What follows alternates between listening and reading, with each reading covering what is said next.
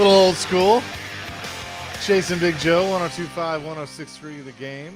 Here on this Monday, we say hello to our man Derek Mason now. You can hear him 11 to 2 after this show alongside Willie Donick. D-Mace, what's up? Hey, what's going on? Nothing much. Just trying to get myself ready for work, as you guys are doing now. That is right. We look forward to that today. This kind of has that back to school feeling. Tomorrow everybody reports. We'll hear from Rand Carthon. We'll hear from Brian Callahan, and then they're on the practice field for the first time on Wednesday. Did you feel that as a player, or is it kind of like, oh, here we go, the grind begins? Yeah, it was kind of both. It was the back to school sort of feel, as every kid has, and you know, teenager and college student have. It's the hey, we're back to school. Everybody's excited, but also, in going back to school, there's always going to be an ultimate grind. So you respect and you understand the grind, but you are excited as a student, as a guy that plays in the NFL. When you come back that next following season, there's nothing like you know walking out there and that grass is just cut and it's a little dew on the grass, it's a little hot, and you step out there and it's nothing. There's no feeling like that. So it's exciting. You get a little anxious because you want to get out there, but it's a grind and you're ready for the grind. So I'll ask you this, that what we were just talking about, and I know I've heard you and Willie talk about this as well. I know they brought in Calvin Ridley to basically be the number one receiver for Will Levis in this team. Nobody's debating that, and I think he can do that. But I think DeAndre Hopkins, I don't think people should sleep on DeAndre Hopkins. I think he's got a chip on his shoulder. There are some ways in watching him play that kind of remind me of you a little bit, and that just, hey, watch this. You okay, you think I've lost a step, you bringing in this guy, okay, and you've kind of created that internal competition, which I think is going to be a good thing. I feel like he's going to have an even better year than he did last year. You think that's lofty, or do you think that that's something that could happen? I mean, it could happen, but realistically, I don't see it happen. Not to say D Hop won't have a good season. I think he will. Will he reach the 1,000 yard mark? I think there's an opportunity for him. But you got to understand, last year the passing game was him, and he managed to have a good season because of that. Now, when you add two veteran guys who have played a lot of downs in this league, one, mind you, knows the offense and should build a rapport with the quarterback, and that's Boyd. And then the other, you just pay, 20 something $million annually for the next couple of years, or 4 or 5 years. So, with all that being said, the targets are going to drop. That's just how they are, and he's a little bit older. So, is there a possibility for him to have a good season, a better season that he had last year? Yes, but but reality says that he won't. I've been through this before, and that's why I can talk about it. Getting older, you were the number one weapon and the only weapon, and then the next year they bring in guys that can flat out play. And that's what the Tigers did. And what that enables you to do is spread the ball around. Last year, it was only D Hop. This year, it's Ridley, Boyd, D Hop, Pollard, Spears. Throw anybody in there you want to throw in there. They have more weapons and they have the ability to throw the ball around a yard now. Whereas last year, they only had really one guy that was consistently there for the quarterback, and that was D Hop. Well, they just paid a guy a lot of money, and they just brought another guy in that knows the offense. So it's not going to be ran that way. Will he have a good season? Yes, a good season to me is in between 800 and 1,100 yards. What they need to do with D Hop is make him more of a red zone threat. They do that, then they'll be fine. Talking to Derek Mason, the guy that we haven't mentioned yet is Traylon Burks, and I've heard you be very passionate about him as well. Now, I feel like the pressure is a little lower now because basically nobody's expecting him to do anything. So if you're him, how do you approach this training camp, knowing that you got to stay healthy and you got to find, as you've put it, your role on this team? Well, you can't worry about the health part. You can't, because if you worry about the health part, you're not going to be able to play at the level you want to play because you're always going to be timid. You're always going to be unsure. What he has to do is just go out and play. The pressure is the pressure he puts upon himself. And he needs to put that pressure upon himself because, again, he's not just auditioning for the Tennessee Titans or potentially trying to get another contract for him. He's auditioning for 31 other teams out there. If that's not motivation enough, then I don't know what to tell you.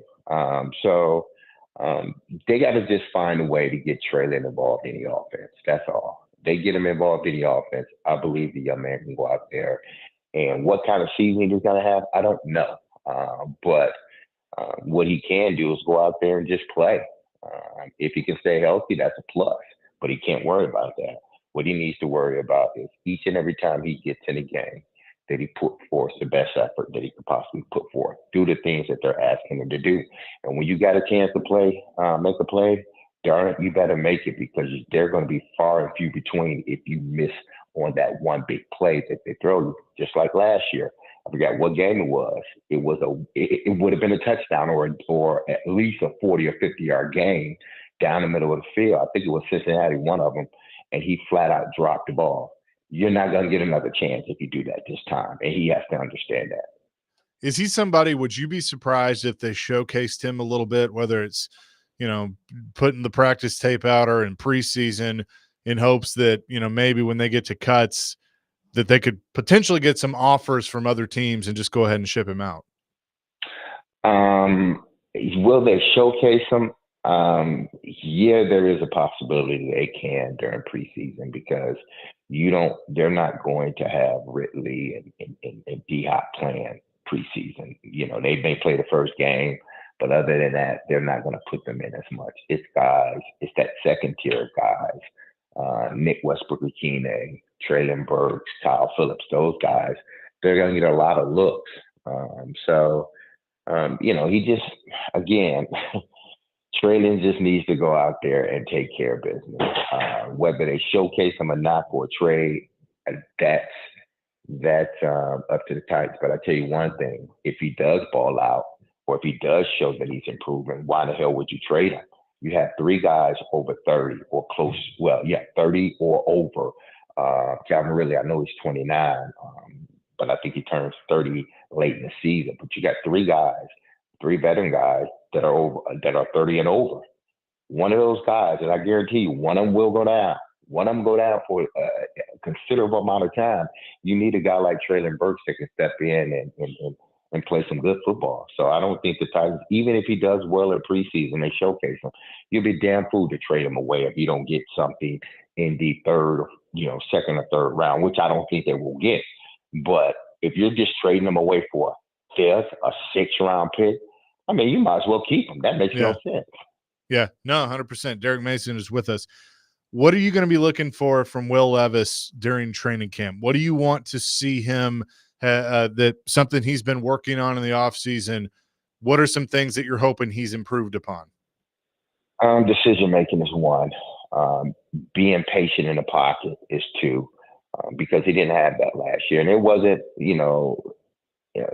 his fault, a fault of his own. It was the offensive line, and I said that last year. A young quarterback with a bad offensive line, you start developing bad habits. Now, what the Titans got to do is get Will Levis away from those bad habits as quickly as possible. And I think bringing in Brian Callahan and everybody else, that gives him an opportunity to get away from those bad habits that he formed last year as a rookie. So just to be poised in the pocket, be calm in the pocket.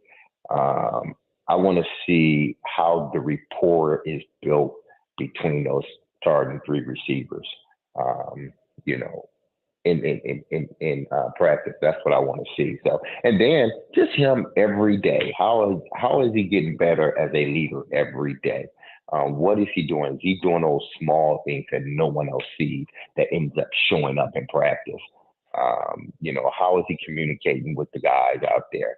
That's all I want to see. And if those things continue to get better day in and day out, then I think you're giving yourself an opportunity to be a damn good quarterback in this league.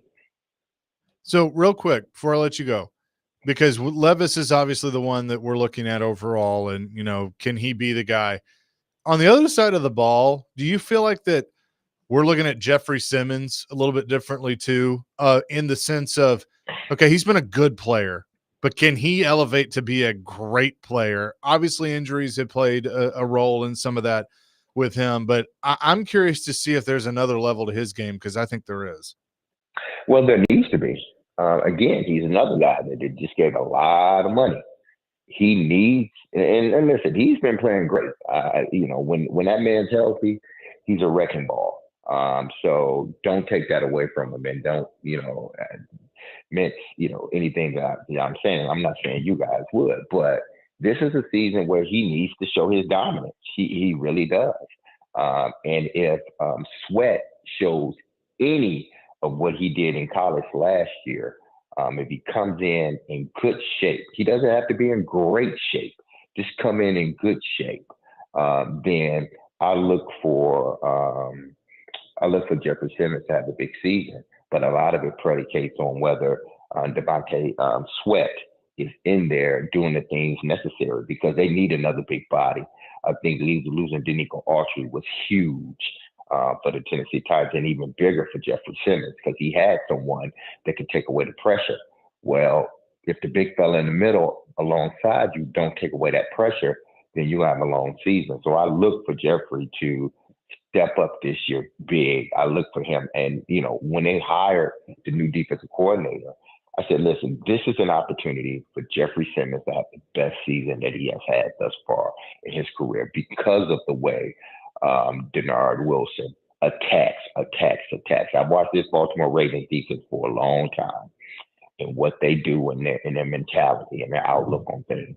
He fits what they like to do. He fits what Denard Wilson likes to do.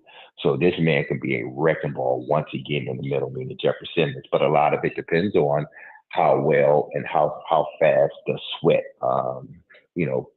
come up to speed and what he needs to do, and if he comes in shape or not. Yep, going to be fun to see. It all gets underway tomorrow as they report, and then first practice on Wednesday. D-Mace, we'll see you in about an hour. All right. See you guys later. Appreciate it. Derek Mason joining us here on the show. And of course, you can hear him and Willie Donick coming up after this show, starting at 11 o'clock, and look forward to his analysis as the Titans get ready to report to training camp. The Game Summer Ticket Tour presented by Green River Whiskey is back. You can join Big Joe at MJ's Sports Bar and Grill at 1253 Northwest Broad Street in Murfreesboro this Thursday from 4 to 6, as he gives away tickets to upcoming concerts in Nashville, including Bush, Train, Dierks Bentley, and more. Also, you can get signed up for the grand prize, tickets to a Preds home game, Sounds game, and to the Big Machine Music City Grand Prix. For more details, visit thegamenashville.com/tour. Green River Distilling Company, Owensboro, Kentucky. Alcohol volume varies by product. Please drink responsibly.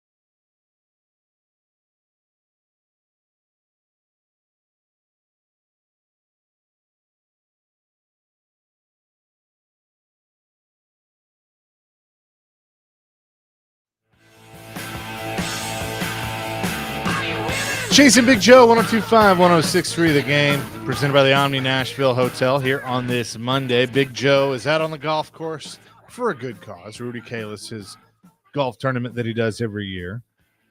So Joe will be back in studio with us tomorrow, working on some fun things for later this week. Also, we'll be at Titans training camp on Wednesday and Thursday, and at the Omni Hotel on Friday. Appreciate D Mace for joining us in the last segment. And, I asked him there at the end about Jeffrey Simmons, because when I look at questions going into training camp, I think Jeffrey Simmons is one of them. And look, I take nothing away what he's accomplished so far in his career. I mean, he's been an extremely important part to this team, but I think there's more. And I think it's fair to ask for more. And I think he's probably asking more of himself. Now, the part of football that, we can sit here and go, well, this has happened. Injuries are a part of it. And I think injuries have slowed him down a little bit. I think that, maybe some of those underlying numbers would be better had he not gotten hurt. Sometimes you can't help that. That's just a part of playing football and the position that he plays, especially, he's there in the trenches. You're going to get hurt. But I think for me, for this team to achieve whatever they're going to achieve this year, which I don't really know what the realistic answer to that question is. I don't necessarily like to compare the Titans and the Predators because they're two different sports, but I kind of had the same feeling about the Titans as I did for the Preds last year. I don't really know how good they're going to be, but I think they're going to be fun to watch. That's how I feel. Jeffrey Simmons has to be a part of that factor into that. I mean, and he's got to go to another level. Paul Kaharski was on last week, co-hosting Robbie and Rexroad, gave his thoughts when asked about Jeffrey Simmons. How big is this season for Jeffrey Simmons in your mind? And where is he as a player in this league? He's not where he thinks he is as a player in this league. And he's not where I don't know where Callahan and Ben Bloom think he is. I know what they think he can be. I know what the previous staff thought. And look, he's not lived up to expectations the last 2 years. He's had his moments. The injuries have slowed him down and hurt him. But when Danico Autry was not beside him, when Danico Autry was hurt, he was not the player that he's fessed up to be. And there are a lot of interior defensive linemen who rate ahead of him at this stage. Can be a dominant player. A lot. What's a lot? 10, 12. Yeah. 8. So you think he's potentially not even a top 10 D tackle in the NFL right now? Yeah. I think he's right around 10. Okay. In terms of production, And I think injuries have been a big key to it. But I think since he signed a contract, he's not lived up to the contract. Okay. So I think I agree with Paul on that. I don't think he's quite lived up to it. I do think injuries have played a role in that, and that sometimes can't be helped. But, I think also we have to be done just making excuses. It's time for this team to, now that they've done the regime change and, the Robinson and the Vrabel era is officially over, this is the new era. And so it's time to forget what happened in the past and take it to the future and step up. I think that Jeffrey Simmons has and this is a dangerous word to say, potential to be an elite defensive tackle in this league. He hadn't done it yet. He's been pretty good. I'm not saying he's been bad. And I know sometimes, you see some of the social media stuff from him. I'm not saying he's bad. I'm just saying I think there's more. And I think that's a good thing. I mean, we have said about many players in this city in pro sports, hey, they've been pretty good, but I think there's more. I mean, at one time, was there more from Derrick Henry? Were we sitting here going, hey, that's not the guy at Alabama? Did they spend a second round pick on a number 2 back in this league, a backup back in this league? Well, that worked out, didn't it? I mean, he has a conversation with Eddie George and probably becomes a Hall of Famer. So we've asked that before, from the Predators side. Did we ask? There's more for Philip Forsberg. He damn near scored 50 goals this year. So I don't think it's wrong to say, hey, the guy's been pretty good. I think there's more. I think there's another level or two when it comes to Jeffrey Simmons. You're not wrong. I think Jeffrey Simmons definitely needs to step it up for sure. There's a aspect to his game when he was at Mississippi State that was unlocked, and when he came to the NFL, obviously he had the knee injury, was recovering from that, and then you have other aspects of like a Danico Autry, and then you have guys like they dropped him in the middle of the season. I forget his name. Oh, But- Tier Tart. Yes, Tier Pop-Tart? Tart. Yes, Pop Tart. There you go. You have those two type of guys that are able to open up his style of the game. And when you don't have that, maybe that's where it kind of gets lost for me. Because if you give him all this money and you have to have a +1 to your game to give you all that money, then that's where things kind of get a little gray area for me. Yeah. You need to be able to do this on your own sometimes. I agree. I mean, but at the same time, I remember looking at Albert and Albert's another one. Albert is another. We all the time we're like, is this guy a bust? What the hell is this guy? And they go and they sign this guy named Vanden Bosch. And it's not like Vanden Bosch unlocked Albert. It's just sometimes, you need a Robin. Batman needs Robin for Batman to truly be Batman. And I kind of think that that's what happened. And then offenses realize, well, we can't double team both guys. And, they're double teaming Albert. And even though they were double teaming Albert, Vanden Bosch would do enough that Albert would throw the two Scarbinis aside that be double teaming him and, make things happen. And the other thing with Jeffrey Simmons is, I think sometimes people look for the easy numbers, and the easy numbers are sacks. Okay, you go and you look in the sack column. Well, he's not racking up the sacks. No, but he's making it where Landry and other guys can get to the quarterback because, he's such a what to stop. That's what I'm wanting. It's the underlying numbers for me that, how many sacks are the guys playing next to him getting because he's, causing a bunch of bleep in the middle there. More than likely, he's getting double teamed. Right. Right. Right. But that's what you want. Like, Right. You want an elite guy to be, to be double teamed so they can try and slow him down. But what that's doing is he's doing his job to open it up for the rest. Right. And let me clarify something. It's not a bad thing to do everything by yourself. It's okay to have a Batman to your Robin. It's totally okay, especially in the NFL, especially Sure. when you have this type of, I guess, defense for the Titans. You hit it on the nail on the head there, Chase. Harold Landry, Rashad Weaver, Yeah. Arden Key, all those guys are absolutely threats to the outside of the Yeah. offensive line. And don't get me started on those guys. Now, look, Landry, I think we've learned that with ACLs, even though you can come back, it takes 2 years to get back to who you really are. And I expect big things from Harold Landry this year. We saw it towards the end of last year that he started to show who he was again. But Arden Key, I need more out of him. Rashard Weaver, I don't even know if he's making the team. I'm not convinced. I got to see a lot this training camp. Pass rush continues to be a concern, and I feel like that's one of those things. Every other year, we're sitting here talking about, are the Titans going to have a pass rush? Like, I don't know. I don't know.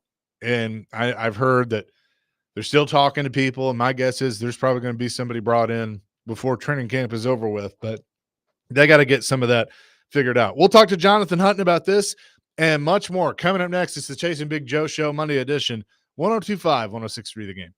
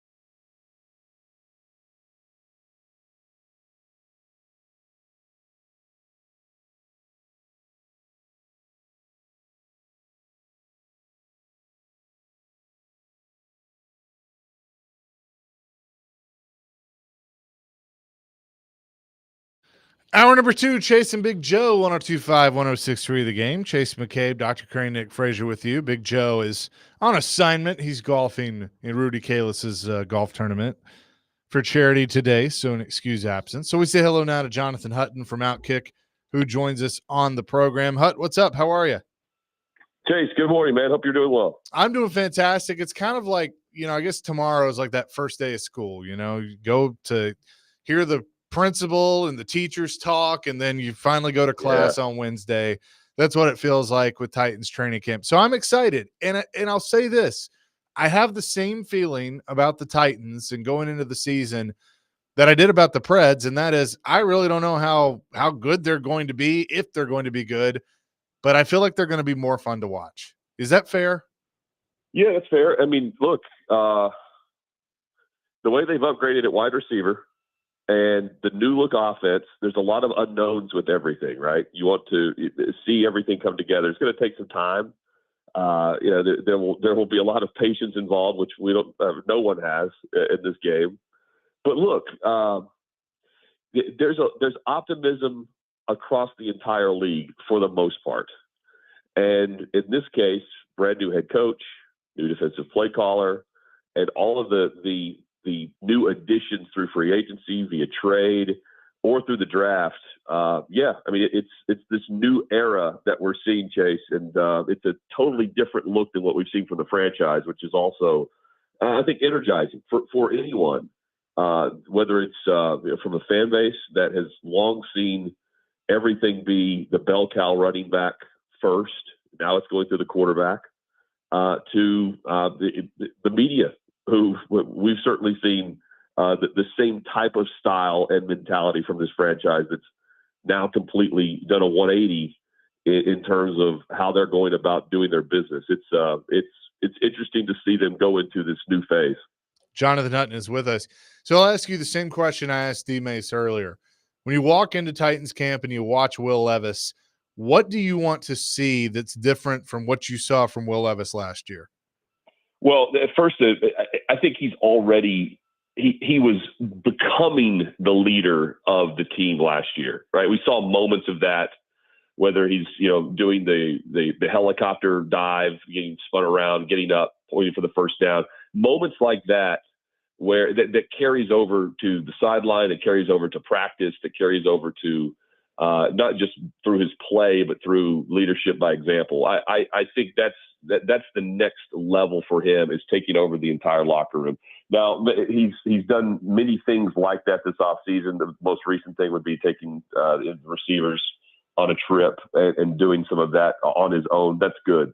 But look, I think from his play, Chase, we're going to see this, the trio of Hopkins, Ridley, and Boyd with him, and the stages of practice through Levis, through individual work, 7-on-7, and then seeing him put it together with 11-on-11, with getting used to the cuts, the route stems, the progressions, the breaks on the throwing game from the wide receivers, and then seeing it come together chronologically in the team portion of practice. The running backs are part of this passing game too, a much bigger part. And they're on an installation schedule.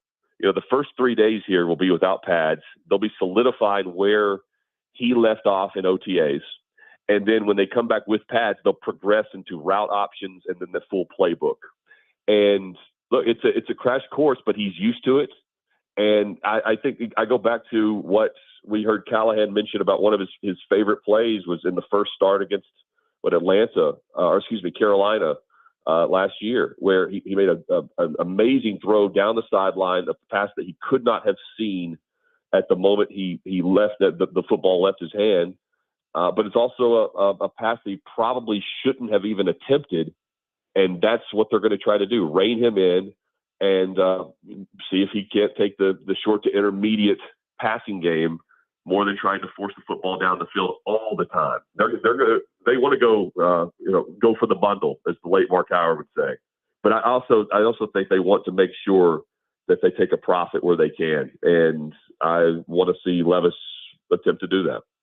Talking with Jonathan Hutton, I think one way that he's going to do that is by using, someone that we've talked about, but maybe we should be talking about more, and that's Tyjae Spears. You know, you look at his numbers last year, and like I did that this morning, and I go, man, I knew he, had a pretty good rookie year, but like, dang, like they were really good for a rookie. I think his role is going to expand even more, and he fits this offense that Brian Callahan is bringing in.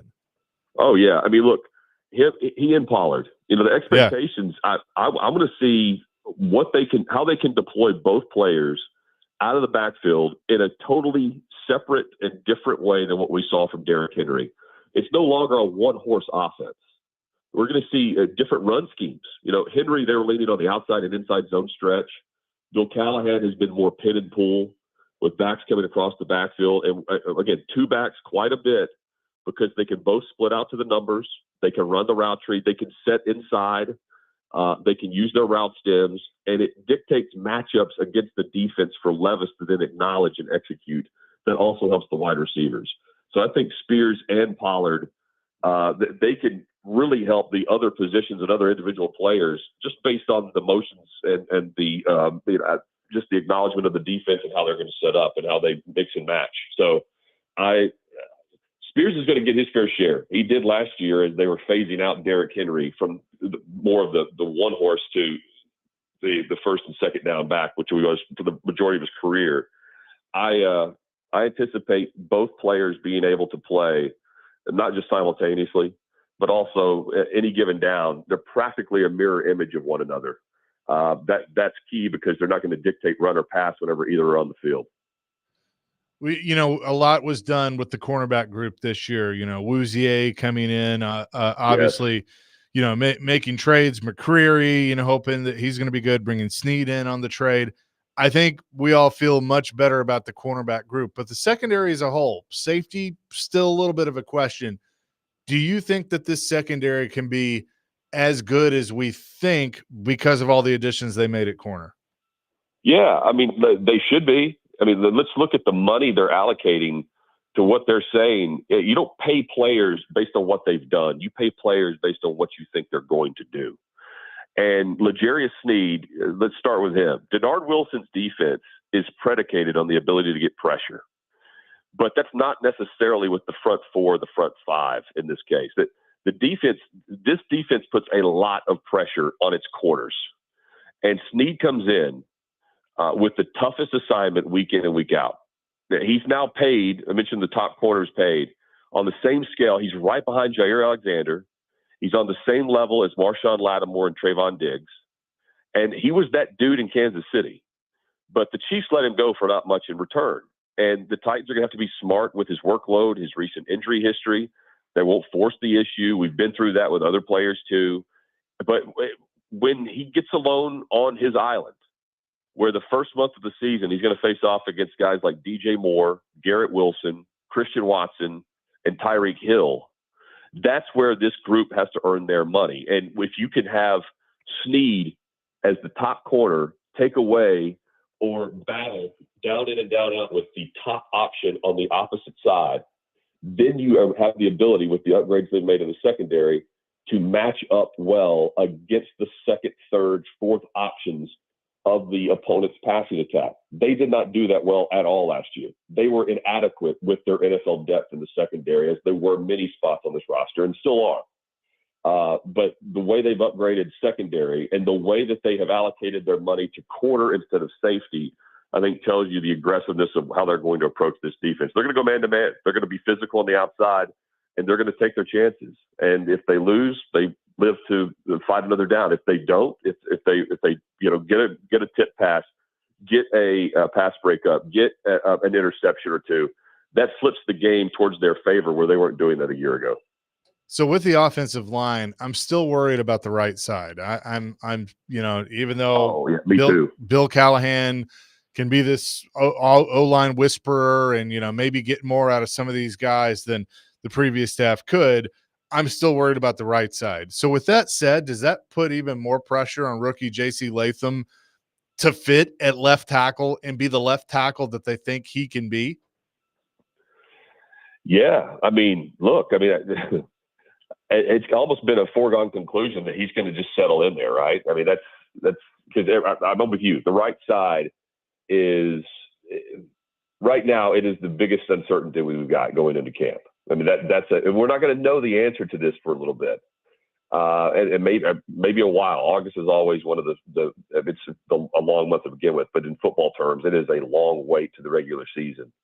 And I mean, Chase, assuming Latham is ready to go at left tackle, they need to find cohesion across the entire front. Right side's open for grabs. It's up for grabs. The strengths are left guard and center, and they need to find out who their starters are, but also who their backups are going to be. Yeah. Sadiq Charles at guard on the right side. Can he pick up where he left off in the offseason, where he was very consistent and available and practiced every snap? Dylan Radins, does he have a shot at right tackle? He got a lot of work because of Nicholas Petit-Frere missing practices this offseason. Can NPF come in where he missed the offseason and pick up and be more physical and take that spot? But then you have Ojoku, you have Jackson working as backups. Radins factors into the right guard battle potentially. They're going to get Radins and Frere. They're going to get a ton of work in preseason games, and it's going to take some time. It's about so different than wide receiver, really. It's about timing and rhythm of how this group is going to mesh together. But I mean, yes, they first and foremost they got to find some starters, some guys that they can count on and know that just go into a game, just be adequate, be consistent. But they need to find 8 players that they have some confidence in, because put a backup in, there's going to be some drop off, but they cannot have the massive drop off, Chase, that they've had in recent seasons, and that's where Bill Callahan comes in. I feel like the Bill Callahan factor is going to help Dylan Radins, and therefore I think Radins is going to be the starting right tackle when they open the season. Well, I mean, I just got a hunch about that. See, I want to see if Nicholas Petit-Frere comes in with some bite to him, because he's, with the injuries, with the suspension, he hasn't been there and been available, but he's been the presumed dude had he been available or been healthy, right? Like sure. Radins it is, but to your point, man, if you're going to come in and have a camp to continue your career as a starting potential player, this is that camp for Dylan Radins. I mean, it's put up or shut up time for him. So I'm with you on that. And again, can you find some, as the coaches would say, could you find some player with some dog in him? More than just fight, but someone that's going to pick up a defensive lineman or a linebacker, and just plant them into the ground. Just some not dirty player, but you want to have that type of mentality, right? The knockdown, drag out, fight mentality. I want to see if one of these players can do that. If not, again, I just go back to the bare minimum here. Find the player that you can just be confident in. If you're a coach, if you're a fan, who's the guy that you don't have to worry about, but at worst, that consistently it's not going to be an issue where you constantly have to help or keep an eye on the right side to see if Levis is getting blown up. If I'm Bill Callahan, I'm going over to Tracy Rocker. I'm going over to Frank Bush, and I'm going, hey, I need your guys to piss my guys off, and I want to see who's going to do something about it. Like, tell Jeffrey Simmons to get up in their grill and be Jeffrey Simmons. Like, that's what you need to see. I don't think they have to tell Jeffrey Simmons that. You know what I mean? Right. I don't think they have to tell the defensive front that really at all. A lot of it will be Landry coming off the edge. They'll have some players that'll do that again. And these are players, Chase, that have had these moments in previous camps. We've had these discussions about Radins before. It's if not now, when? If not now, Dylan Radins is a swing guy that he's been throughout the early portion of his career. And while you can stay in the league doing that, we're not going to be mentioning his name very much in starting battles unless they're banged up at a position and they want to play musical chairs again. They need to find consistency. He has not been a part of that answer. He's got to factor into a part of that answer. And look, it's not a bad thing if a week from now, 2 weeks from now, 2.5, we still don't know the full answer to this. because they're going to mix and match and make sure when the pads go on and the preseason games start kicking off, that's where the evaluation really starts for these guys. It does not start this week without pads on. Yeah, no, 100%. Hut, appreciate it as always, and looking forward to seeing you at training camp here soon. Yeah, I can't wait, Chase. It's always a fun part of the year. And look, football season means busy season. It's going to be fun. Absolutely. Appreciate it. Talk soon. Later, brother. See ya. Jonathan Hutton from Outkick joining us here on the Chasing Big Joe show. We'll react to some of those things. And I got a question submitted to me by Music City Bets on some receivers we were talking about earlier. Give you my thoughts. We'll get Dr. Crane's thoughts on that. Coming up next, it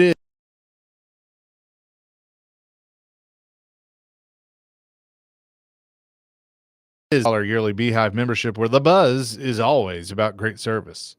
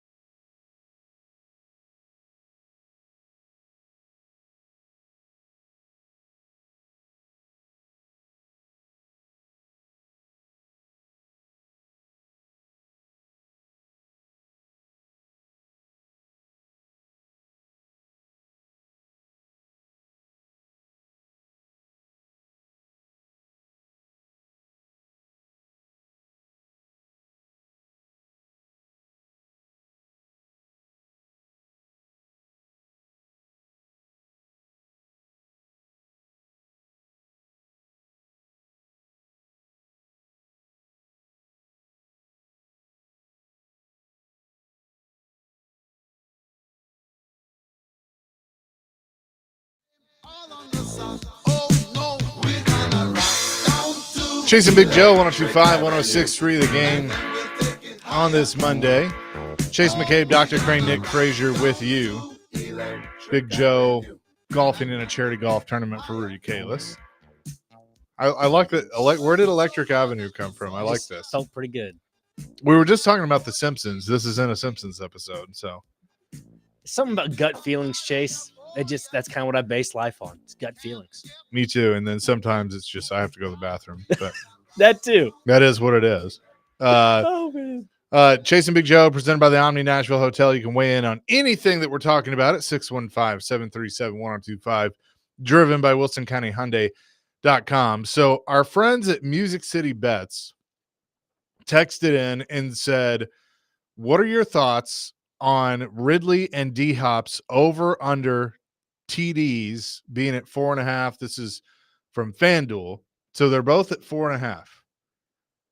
That's absurdly low. Like that. That's almost like I feel like you could have Calvin Ridley have a 2-touchdown game one day, and Diop could have another 2-touchdown game another day. Like that just seems absurdly low. So Ridley had 8 last year. D-Hop had 7. Those are both overs for me. See, it's tough because you and I were kind of talking about this off the air. Like, do you use D-Hop as a red zone threat or something like that? Ridley had a few drops in the end zone last year, but with Spears and Pollard, I do wonder if they get into the red zone, if that's what, if you're going to see more Boyd, if you're going to see, Spears and Pollard, Or Chigakonkwo. Chigakonkwo, I mean, we're not really talking about Chigakonkwo, and he got a little bit better as the year went on, but I mean, should we be talking about Chigakonkwo? I mean, the answer to that should be yes, but I say no until we see something. yeah, I mean, we gotta see it. But 4.5 over under for Ridley and for DeAndre Hopkins on touchdowns.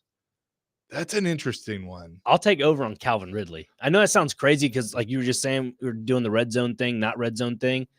Even though Calvin Ridley had 7 touchdowns with all those drops, you still you still have to go into factor of 4.5. Still not a lot. No, and DeAndre, it took a while, for him to start scoring touchdowns. I mean, I guess conventional wisdom would tell me to lean over for Ridley and maybe. I don't think, I'm going to go over for both. I think it's the right thing. Because 5 or 6 feels right for Hopkins. And then like maybe 6 or 7 for Ridley. To me, It honestly, what it depends on, are they going to have both of them be more of a deep threat and get all the way? Or is it they're going to get them into the red zone and then they go into a red zone offense that, I don't see both of them really being a huge part of the red zone offense. Yeah. I mean, I see Calvin That screams Tyler Boyd, especially earlier in the season. Yeah, I was thinking Tyler Boyd's probably that level 2 guy. You get through the first level of the defense, and you get around the second level with the linebackers. That's where you're going to see a lot of Tyler Boyd this year, to me. And now if you look at, DeAndre Hopkins, you're going to see a lot more. And again, I'm just speculating off kind of what went off last year in numbers. D-Hop's can catch a lot of those quick passes off the line of scrimmage, and then 1 or 2 maybe over the top on the defense. It just depends. But I look at Calvin Ridley as that deep threat guy. Now, here's an interesting one for you. What do you think the most number of touchdowns Boyd's had in a year is? Off the top of my head, I'm going to say 6. You're close, 7. Okay. So that was his 3rd year. He had just over 1,000 yards, 14 games. He was targeted 108 times. Caught 76. He had 7 touchdowns. He's had 5 touchdowns in a year 3 times in his career.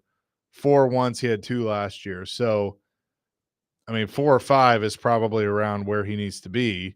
But it just depends on, because what I think could happen, because he's the guy coming in that knows this offense, and you still have a young quarterback that's going to be looking for the safety blanket.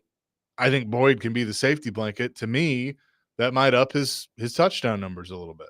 It's not But a I bad could be shout. wrong. It's not a bad shout. I was kind of leaning towards like a safety blanket of Tajay Spears. I just think That's a good point. He's got a few to choose from. exactly. Like there is maybe that's why the line is so low at 4.5, because there's so many options for the Titans offense. And also like Vegas is always going to be Vegas. They're going to somehow know the recipe for success on their end. So maybe they know 4.5 is the right number. Yeah. But to Tajay Spears' perspective, I think he should be the guy that you look at as a safety blanket, just because on William Demas, I mentioned 12 total touchdowns this year for the guy. So, Well, and I mean, here's the thing, that this is a problem, and I say that in a good way, that they haven't had maybe ever. But there's so much depth now on this offense that, D-Mace was talking about, you keep Burks because one of these guys is going to go down. He's probably right. I mean, you're going to have injuries that, affect this offense. But, if you have a Tyler Boyd, if you have a Traylon Burks, if you have a Westbrook Akine, we haven't talked about Kyle Phillips because a lot of people don't even think Kyle Phillips is going to make the team. I don't think he's going to make the team, but maybe he does. I don't know. if he does, I'll be shocked. Yeah. No, also the wide receivers and whatnot. You mentioned depth, the line. Again, we've already prefaced this already in the show, but if the offensive line shows up and they're able to block for Will Levis, all these low numbered lines, 4.5 touchdowns, wide receiver numbers in general, they're going to go out the window. Yeah. Those are all going to be overs.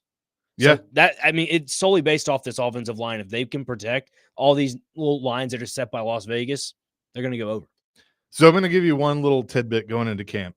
I think there's an undrafted guy that's going to make this team because, you look at a position group that we were just talking about, the running backs. We know Spears, we know Pollard, and probably Chestnut would probably be the third. I think they carry a fourth. I think Dylan Johnson makes the team. Really? I like Dylan Johnson. So you think Hassan Haskins is out the door? I think he's gone. Okay. I forgot he was still on the team, to be honest, but I think he's out. Jabari Small, I know there's a lot of Vols fans that are hopeful. Could be a practice squad guy, who knows? But it'll be fun watching the running back battle, in training camp behind Spears and Pollard. I think that could be a fun one for sure. I agree. And Julius Chestnut is a solid 3. Yeah. Solid And they're not. 3. And look, they're not going to carry it. I don't think they're going to carry a fullback. So if they carry, 4 tight ends and 4 running backs, I don't think that's crazy. And Chestnut almost has the build of a fullback and running away, kind of like an H-back in normal college spread offenses. Yeah. That H-back role. So I wouldn't be surprised if they use him as a running back, but also as like a blocking like fullback in a roundabout way. But I like Dylan Johnson at Washington, and I could see him. I could see him sticking for sure. So we will see. It's a big day for our station. It's a big day for the city of Nashville. Woody and Jim made their return to the Nashville airwaves on our sister station, 93.3 FM. They're going to jump in and hang out with me for a little bit, and we'll talk about their show and what to look forward to moving forward. It's the Chasing Big Joe show presented by the Omni Nashville Hotel, 102.5, 106.3, The Game.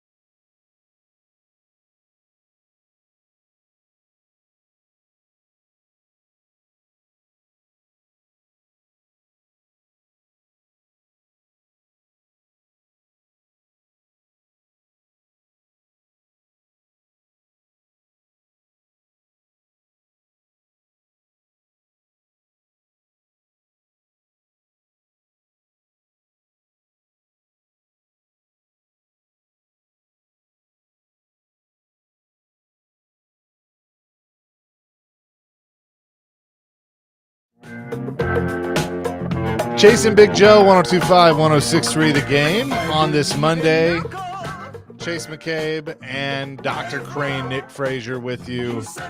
And so excited to be joined. This music's appropriate for them, that is for sure. Woody and Jim join us now in our studios on the program. They across the hall and just rebooted their show on 93.3 FM. Boys, it's good to see you. Thanks so much for doing this. Make sure their mics are on. Our mic's on. Yeah, Oh, yeah. there you go. Thank you. It's a pleasure to come over and ruin another show. Yeah, we just like kind of like a Godzilla movie. We tore down the building of 93.3, and now we're just going after the game. Yeah. Just a trail of destruction. It's a takeover. One Yes. step at a time. That's what it is. It was so fun though. You know, I thought about, since it was your first day, what are some pranks we could do? And, I decided not to do that because, it's almost back to school. And I can remember the time when I was in high school, somebody put like a stinky lunchbox in my locker and how mad I was. So I didn't want to, do that. But I got them back. I put a possum in there. So It did feel a lot like the first day of school where you say, I hope everyone likes my trapper keeper. Right? Yeah, I mean, that's how I used to be. That is for sure. So how did it go? I mean, I'm sure that there's a lot of people that have reached out to us, excited. When we made the announcement, did you feel the love? Some this morning. Did feel the love. It was great. There's something about when you have a good thing going, you have a best friend and you haven't seen him for a while, and then you see him again and you just pick up where you left off. Right. Yeah. That's kind of what it felt like today. It was a blast. It was fun. Yeah, it was.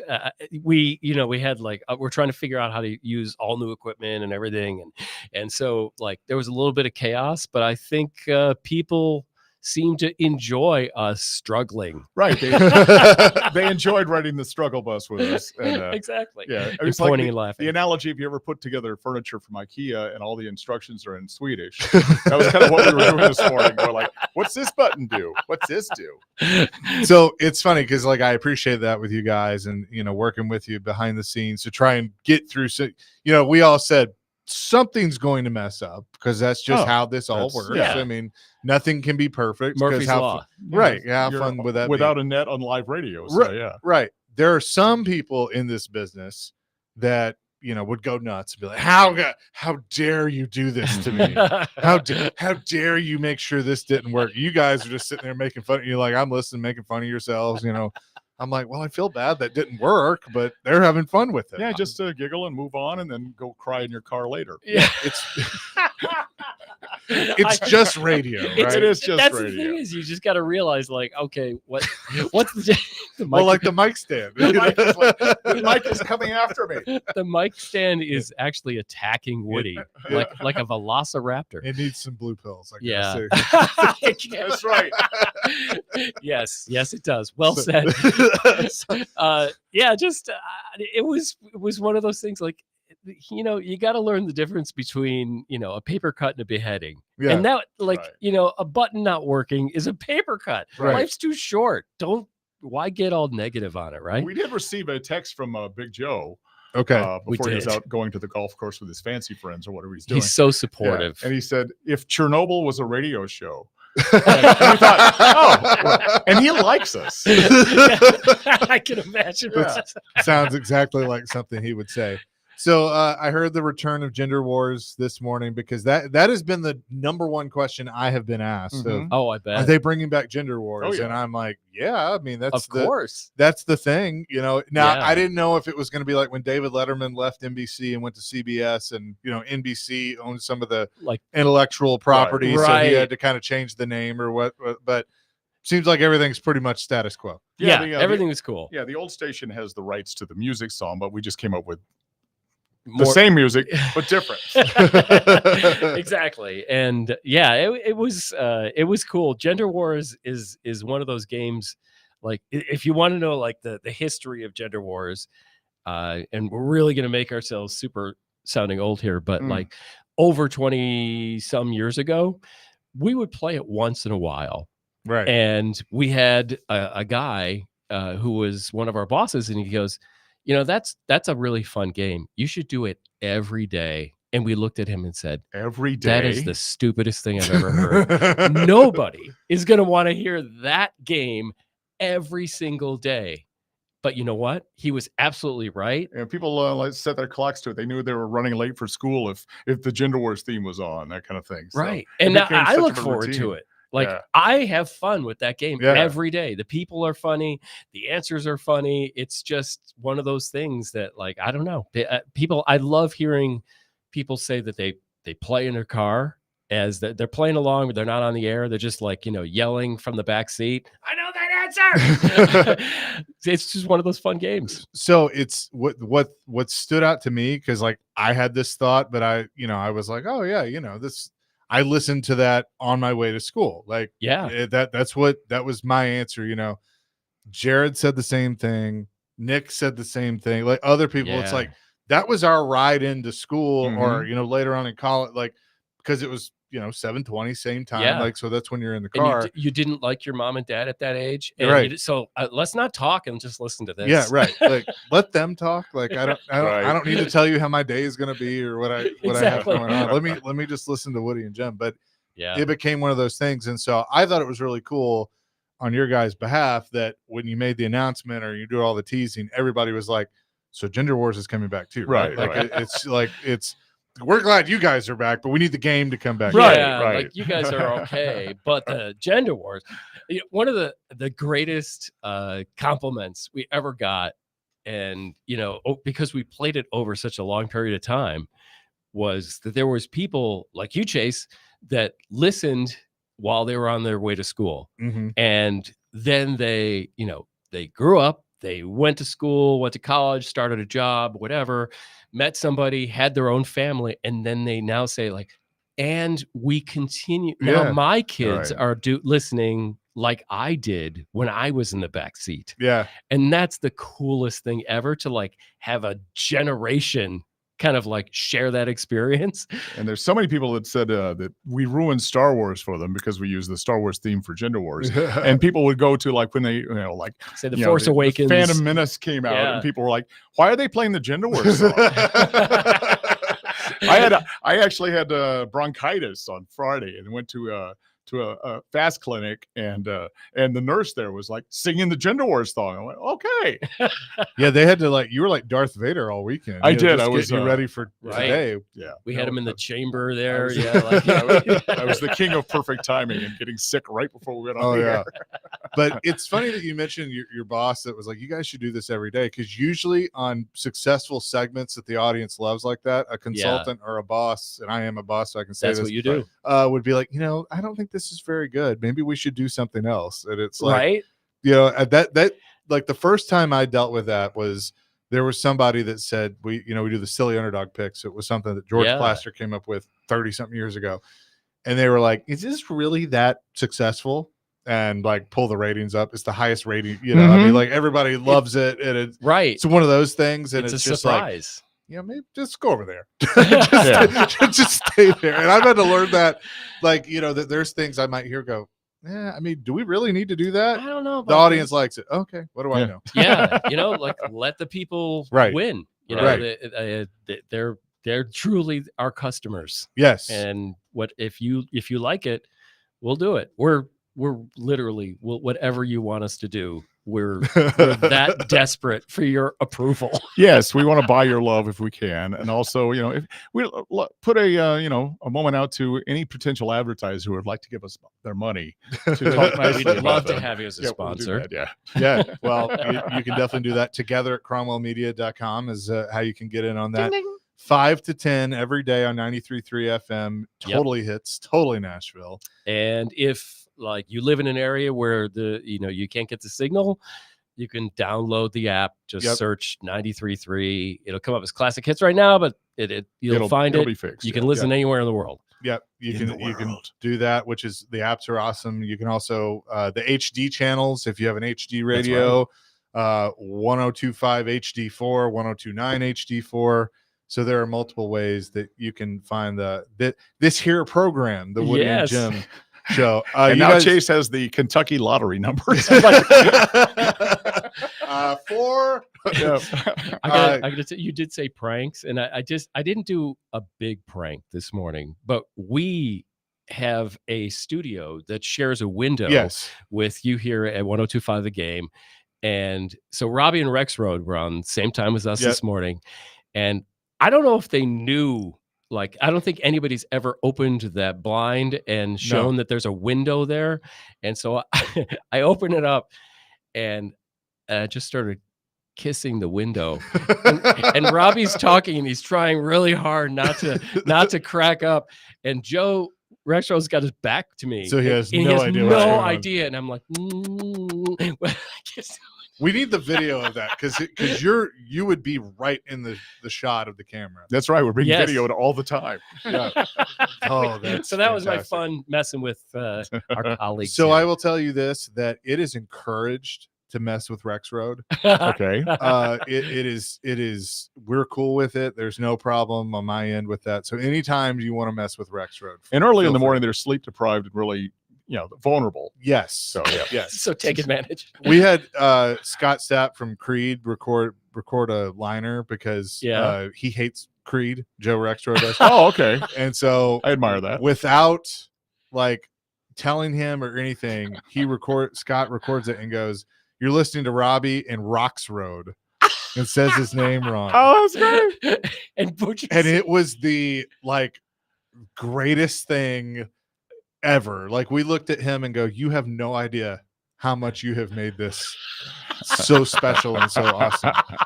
And so we played it for Rex Road the first time, and he's like, "He did that on purpose. He listens to the show. He knows I don't like his music and all this stuff." It's fantastic. That is awesome. You guys want to stick around for celebrity birthdays? Yes. I'm terrible at it, but yes, I want to We play. will pit Woody and Jim against each other. That's Okay. how we'll do this Oh, today. all right. But That you're- could be a lot of because you're fun. really good. It'll be an audio. Well, arm I'm wrestling. going to give the birthdays. Oh, you're gonna give the today. birthdays. So, yeah, Okay. And then so we'll have you to make our guys, guesses. you guys will do it. We'll do that coming up next. Is Chase and Big Joe, Woody and Jim hanging out. You can hear their 5 to 10 every day on 93.3 FM.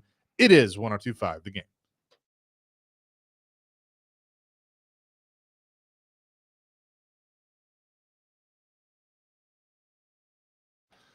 Time to get your roof checked out. 5 Points Roofing. That is the place to go. 5pointsroofing.com. If you had some storm damage, we had some storms over the weekend. Nothing too bad, but maybe you've been wanting to get your roof checked out. Just go to 5pointsroofing.com. Set up an appointment. They'll come out to your house.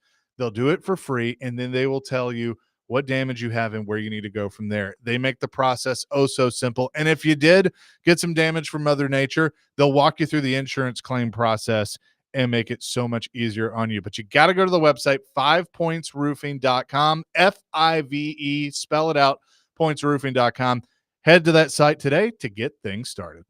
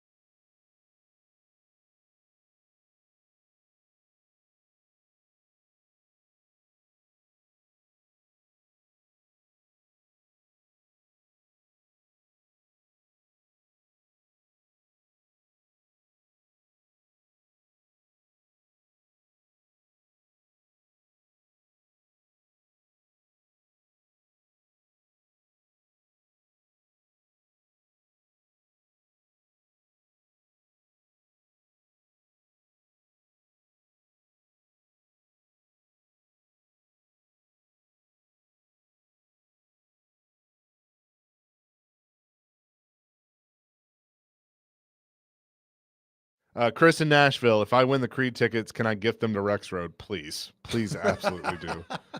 Have you heard this? Like, Rex Road hates Creed.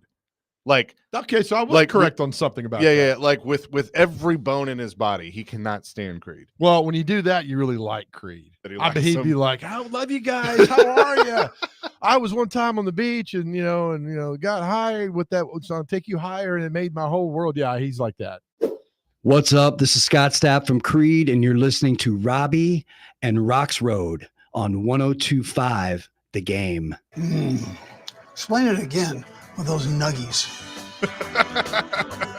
Jason, Big Joe, 102.5, 106.3, The Game. Woody and Jim hanging out with me this morning, and love picking on Rex Road. Always the best. See, that was it. It's one of the best sports there is. Yeah, I oh, think yeah. you're right though. He secretly loves Creed. I think it's one of those things where somebody in like middle school, if you really liked a girl, you'd pick on her. You Yeah, tease her. Yeah, that's it. Yeah. I think it's a desperate cry for help. See, I think a lot of girls liked me in high school and middle school because they were mean to me. So, Yeah, I think Right. secretly they liked just me. had a weird way of showing it. Yeah, that's how it is. That's We so really true. like Rex Road. I mean, that's, This that's is how what we it is. This is our love language.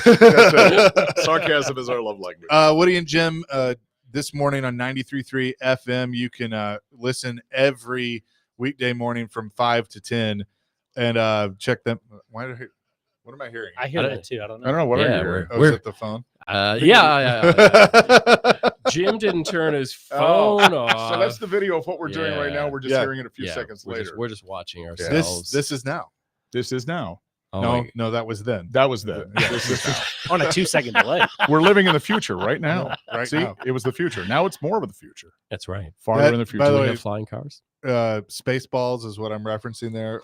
That is one of the best scenes in a movie of all time. This And I think it happens was all now. improv too. This is now? No, that was then. Then. When is now? Classic. With that, let's get to celebrity birthdays. Woody and Jim going up against each other this morning. Okay. I think you guys should do okay.